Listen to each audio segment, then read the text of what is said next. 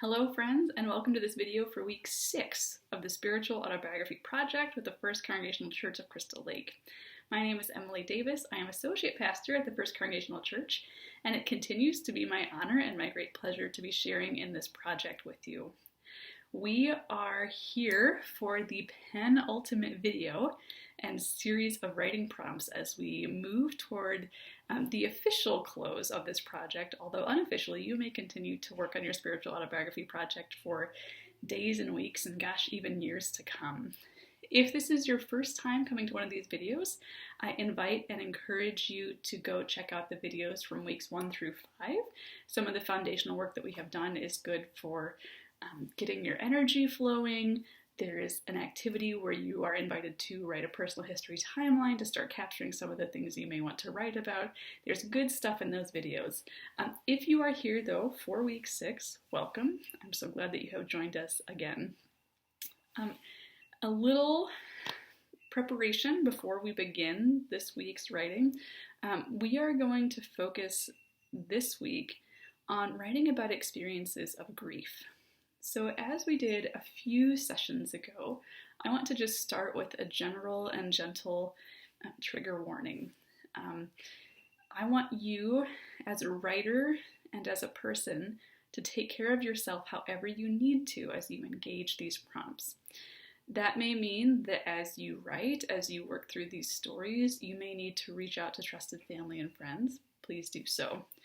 You may feel that it would be helpful to reach out to a pastor. In that case, you are welcome and invited to contact me, to contact Pastor Eric, any trusted spiritual advisor you may have. You may find that caring for yourself in the midst of these writing prompts means stepping away from them entirely. If you find that this is too raw, too difficult, give yourself permission to say no thank you to writing this week, or maybe to going back to an old week's lesson and deciding to work some more on a piece over there. Especially with all that we have going on in the wider culture, the global pandemic, a general election, stressors building in our homes and in our families, please, please, please do not let this be a source of additional stress and strain. So do what you need to as we proceed through this week's lesson to care for you. Okay, let's begin, as we usually do, by taking a look at Scripture. We continue to trace the story of Abraham and Sarah and to use their long life story, full of encounters with God, as a potential guide for writing our own. Today, we are going to turn to the 23rd chapter of Genesis, and we're going to read verses 1 through 16. So here's how they sound in my Bible.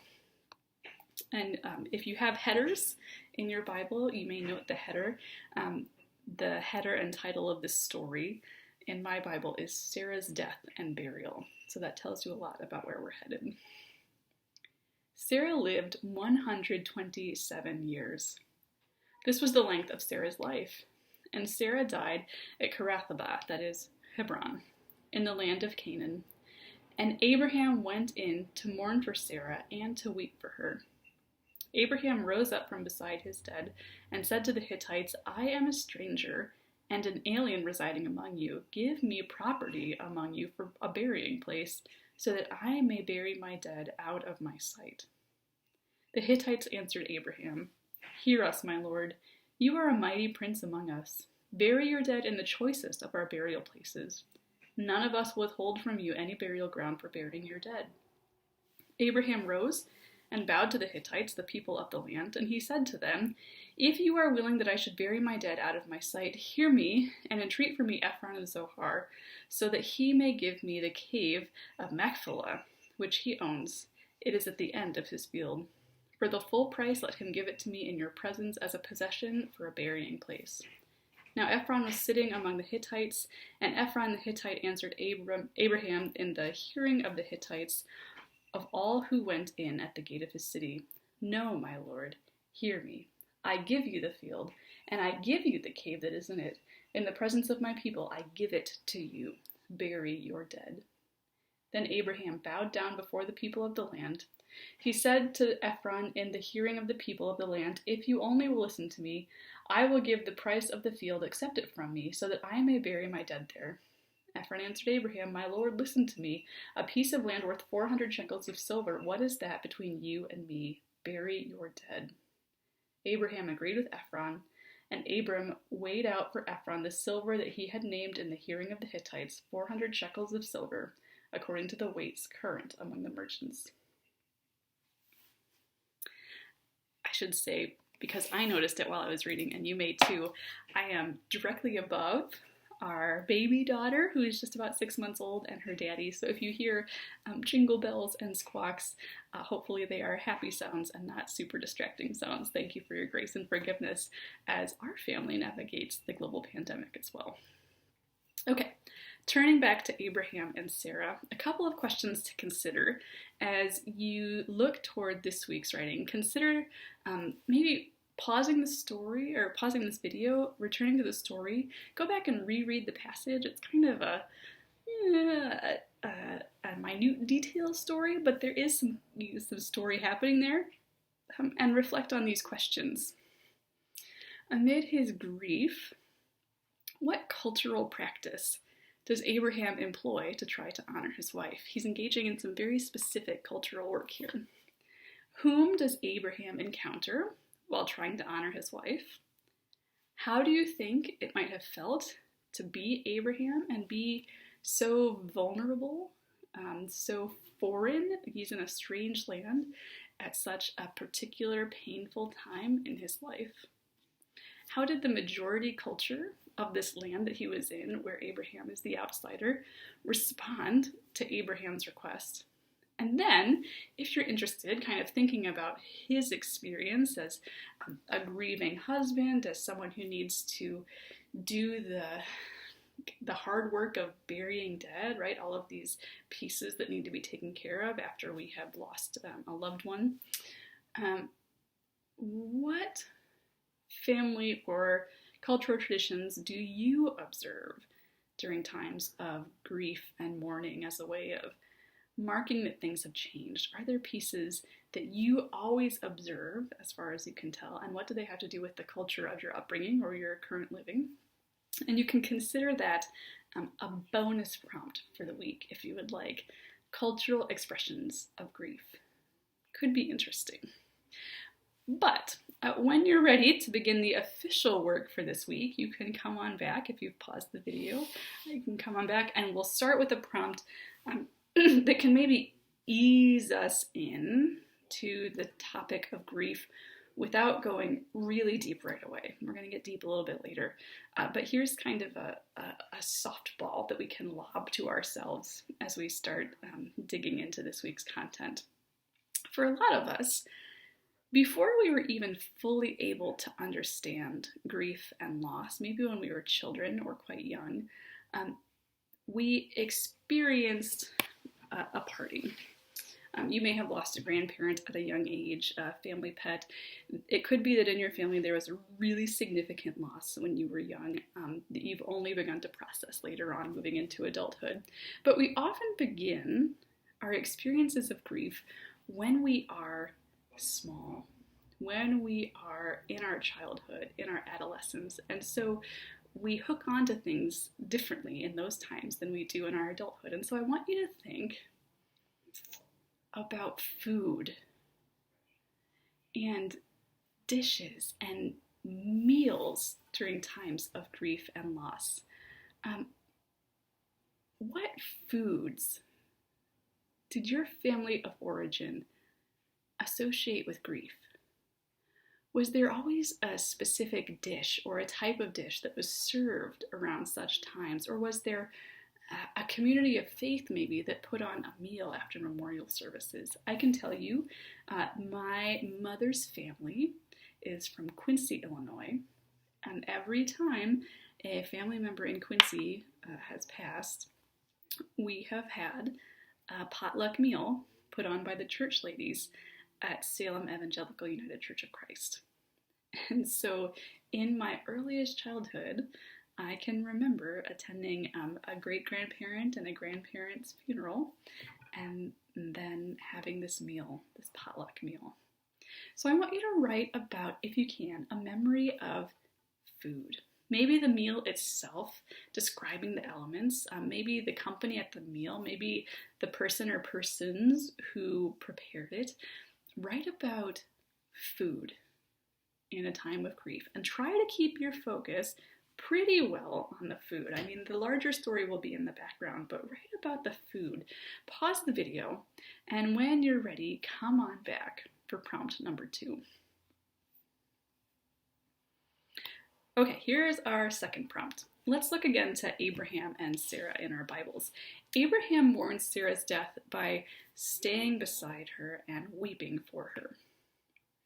What mourning rituals or practices were part of your family's life, again, when you were growing up? Let's focus on childhood for a little bit longer. Youth and childhood, how, if at all, did you and your family mourn? What were your rituals and practices? And did church and faith ever play a part in those practices? Try to write about the rituals you remember descriptively as you can.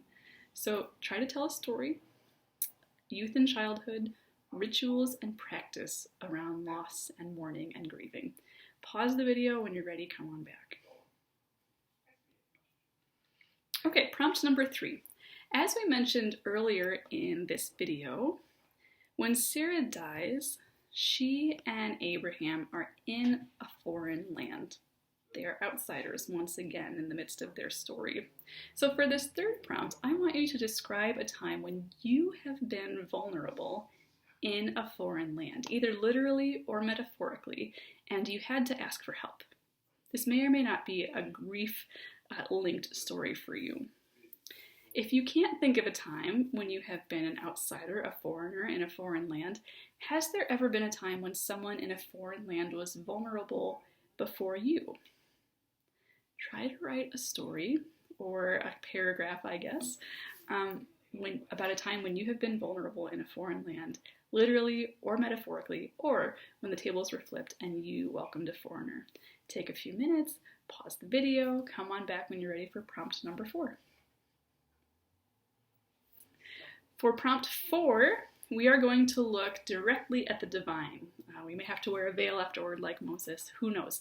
But let's look at the divine. Or, depending on your story, maybe we're going to be looking at a seeming lack of divine presence. In the whole of chapter 23, the chapter that we just read from, God never appears. God's not in a conversation. God is not in a dream. God is not speaking to anyone.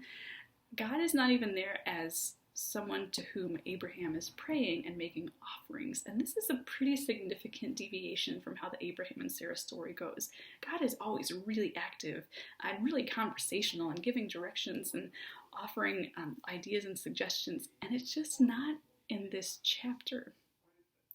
So the first question is, why do you think that is? Just Bible study, theology-wise, what is happening here? And then consider, for the 4th prompt, have there been times in your life when God has seemed completely absent?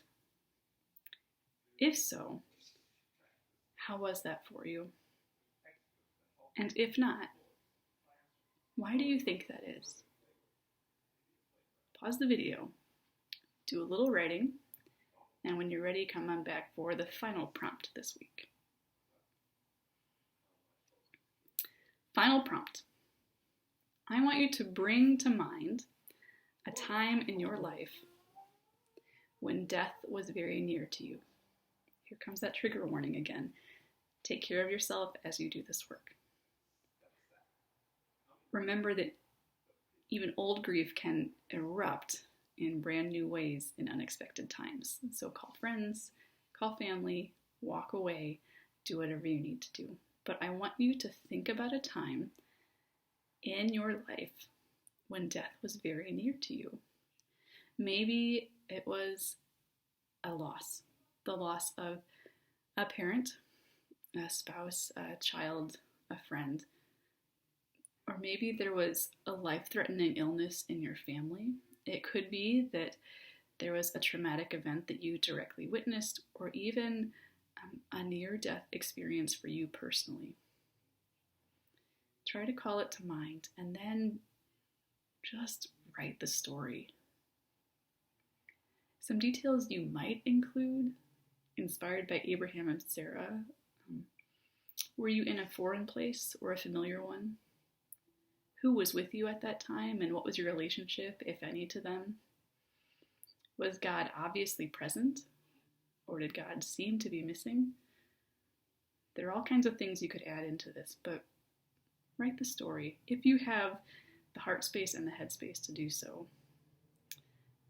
And then, I suppose, we will discuss that if you come to the Zoom next Thursday.